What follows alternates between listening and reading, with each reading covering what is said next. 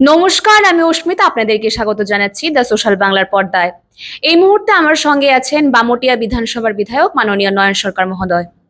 নমস্কার স্যার, আপনাদেরকে স্বাগত জানাচ্ছি আমাদের নমস্কার। দ্য সোশ্যাল বাংলায়। নমস্কার আপনাদেরকেও। প্রথমেই প্রশ্ন থাকবে, এবার আমাদের রাজ্যে যে বন্যার পরিস্থিতি হয়েছিল, সেই বন্যার পরিস্থিতিতে আপনাদের দল জনগণকে কতটুকু সাহায্য করেছেন? দেখুন, বন্যা পরিস্থিতি আমার যদি বামুটিয়াটা বলি, কৃষিপ্রবণ এলাকা। এবং বামুটিয়া যে মেইন বাজারটা আছে, এটা মানে নিচু জায়গা।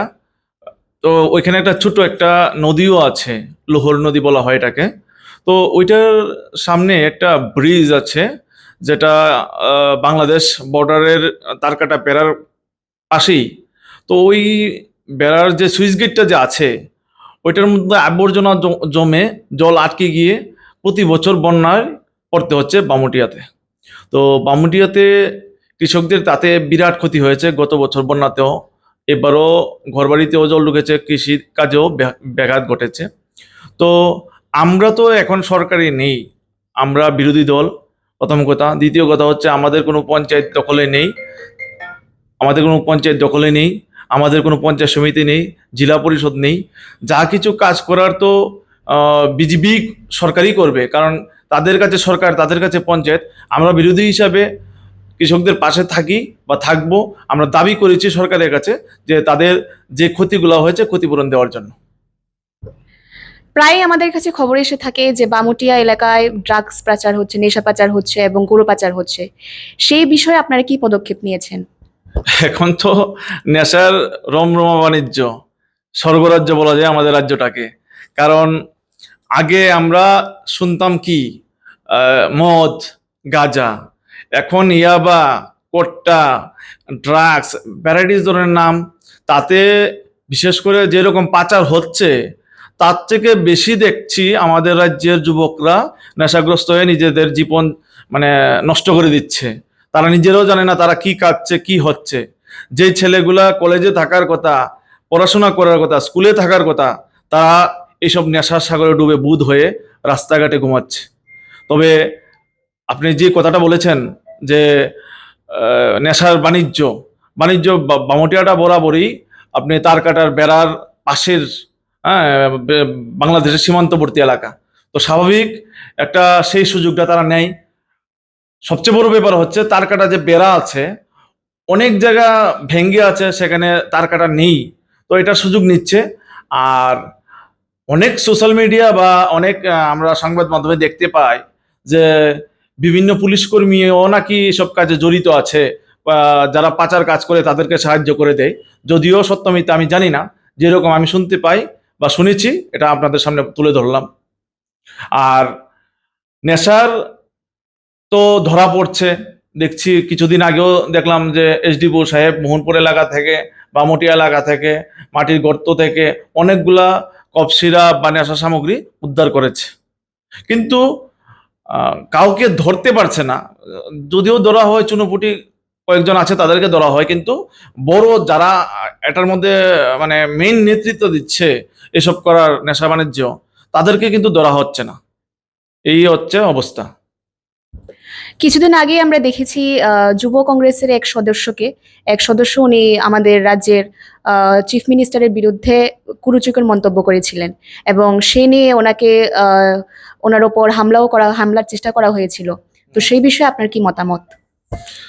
দেখুন, অ্যাকচুয়ালি মুখ্যমন্ত্রীর বিরুদ্ধে যদি কেউ ওই কুরুচিকর মন্তব্য করে, তার জন্য তো নিশ্চয়ই প্রশাসন আছেন, আইন আছেন।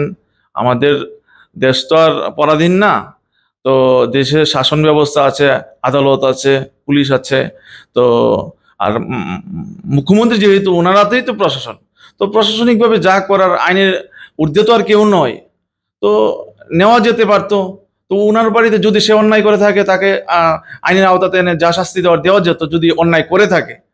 আর এইভাবে একজনের বাড়িতে, আগরতলা শহরের মসজিদপট্টি এলাকার মতো জায়গাতে একজনের বাড়িতে গিয়ে এইভাবে আক্রমণ করা, বাড়িঘর ভেঙে দেওয়া, এটা তো কাম্য নয় আমাদের রাজ্যে। আরো মুখ্যমন্ত্রী নির্বাচনী এলাকার মধ্যে ওনার বাড়ি, যতটুকু আমি খবর পেয়েছি। তো অ্যাকচুয়ালি মানুষ ফেসবুকে কিছু প্রতিবাদ করলেই তাদের সহ্য হয় না, ফেসবুকে কিছু লেখলেই তাদের সহ্য হয় না। তো অ্যাকচুয়ালি আমি যে দেখছি শাহজাহান যে বিষয়টাকে উল্লেখিত করেছেন, তো ভিডিওটা আমি দেখেছি। যে দেখুন, সবাই ধর্মের প্রতি একটা আবেগ আস্থা থাকে, সবাই যারা যে ধর্ম পালন করেন। তো উনি যেটা বলেছিলেন যে মুসলমানদের যে একটা দাড়ি থাকে, একটা বিশেষ একটা ধার্মিক ব্যাপারও আছে নাকি এটার সাথে জড়িত, দাড়ির সাথে। তো ওই দাড়িটা ছিঁড়ে নেওয়াতে হয়তো বা আক্রোশ হয়ে সেরকম বলেছে, আমি যতটুকু মনে করছি আর কি। যাই হোক, উনি যদি খারাপ বলে থাকেন, তার জন্য তো ব্যবস্থা করে যেত, শাস্তির ব্যবস্থা করা যেত, এই আর কি। তো আপনার কি মনে হয় উনি যে বিষয় নিয়ে প্রতিবাদ করেছেন এটা কতটুকু জাস্টিফাইড আপনার নজরে? দেখুন, জাস্টিফাইড বলতে কি, আমি তো আর কোর্টের লোক না। অ্যাকচুয়ালি এটা যারা আইন বিশেষজ্ঞ আছে বা কোর্ট আছে, তারাই বলতে পারবে কে কতটুকু সোশ্যাল মিডিয়াতে বলতে পারে বা কার কতটুকু অধিকার আছে কথা বলার এসব ব্যাপারে মুখ্যমন্ত্রীকে নিয়ে। তো এটা আইন বলতে পারবে, কোর্ট বলতে পারবে, এটা আমি কিছু বলতে পারবো না। সর্বশেষ আমাদের রাজ্যের জনগণের প্রতি আপনার কি বার্তা থাকবে? জনগণের প্রতি বার্তা বলতে, দেখুন, আমাদের রাজ্যের অবস্থা কিন্তু এখন ভালো না, খুবই খারাপ। আইনের শাসন নেই, নেশা রমরমা বাণিজ্য ধ্বংস করে দিচ্ছে, শিক্ষা প্রতিষ্ঠান ধ্বংস, স্বাস্থ্য ব্যবস্থা ধ্বংস। আমরা যে অন্ন বস্ত্র বাসস্থান, সেটার মধ্যে ব্যাঘাত ঘটেছে। আমাদের রাজ্যের শ্রমজীবী অংশের মানুষ যারা রেগার কাজের উপর নির্ভর করে, শহরে টুয়েপের কাজের উপর নির্ভর করে, সেগুলো প্রায় এখন বন্ধর মুখে।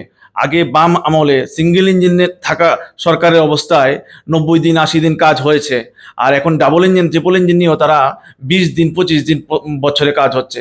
কি অদ্ভুত ব্যাপার! তো আমি মানুষের কাছে দাবি রাখবো, আপনারা সচেতন হন, সচেতন হয়ে এই যে সরকার, জনবিরোধী সরকার, তার বিরুদ্ধে আপনারা ঐক্যবদ্ধ হয়ে লড়াইয়ে আমাদের পাশে থাকুন। আমরা আশা করি আগামী দিন সেই অশুভ শক্তিকে আমরা পরাস্ত করে আমরা আবার ভোরের নতুন সূর্য উদয় করতে পারবো। ধন্যবাদ। কিছুদিন আগে আপনার বিরুদ্ধে একটি গুরুতর অভিযোগ উঠে এসেছে যে আপনি নাকি একটি মহিলাকে কুপ্রস্তাব দিয়েছেন। এ বিষয়ে আপনি কি বলতে চান? ঠিক, আপনারা যেটা শুনেছেন আমিও দেখেছি। তার জন্য গতকালকে আমি অভিযোগ জানিয়েছি। তো অবাক করার বিষয় হচ্ছে যে উনি অভিযোগ করেছেন ফোনে নাকি ওনাকে আমি এসব প্রস্তাব দিয়েছি। নিশ্চয়ই রেকর্ডিং থাকবে, রেকর্ডিং পুলিশকে দেখাক, বা কল রেকর্ডিং। এটা তো লুকোচুরি করবার বিষয় না, যে আজকাল ডিজিটাল যুগ, মোবাইলের মাধ্যমে যদি কিছু হয়ে থাকে নিশ্চয়ই মোবাইলে রেকর্ড থাকবে। যদি ওনার মোবাইলে রেকর্ড নাও থাকে, সাইবার ক্রাইমে কমপ্লেন করে ওই রেকর্ডটা তো বের করা যাবে, যে উনি কি বলেছেন, এমএলএ নয়ন সরকার কি বলেছেন, এটা ক্লিয়ার হয়ে যাবে। তো এইভাবে ড্রামা করে তো লাভ নেই না। ধন্যবাদ স্যার। ধন্যবাদ আপনাকেও। এতক্ষণ আমাদের সঙ্গে ছিলেন বামুটিয়া বিধানসভার বিধায়ক মাননীয় নয়ন সরকার মহোদয়। ওনাকে ধন্যবাদ ওনার মূল্যবান সময় আমাদেরকে দেওয়ার জন্য।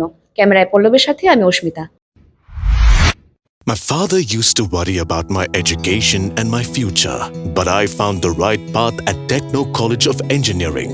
Here, we explored the cutting edge of knowledge of physics, chemistry, computer science engineering, electrical engineering, civil engineering, mechanical engineering, electronics communication engineering, 3D design, and artificial intelligence. We are mentored by world-class faculty members and empowered through the Teka Tools initiative, which connects us directly with industry.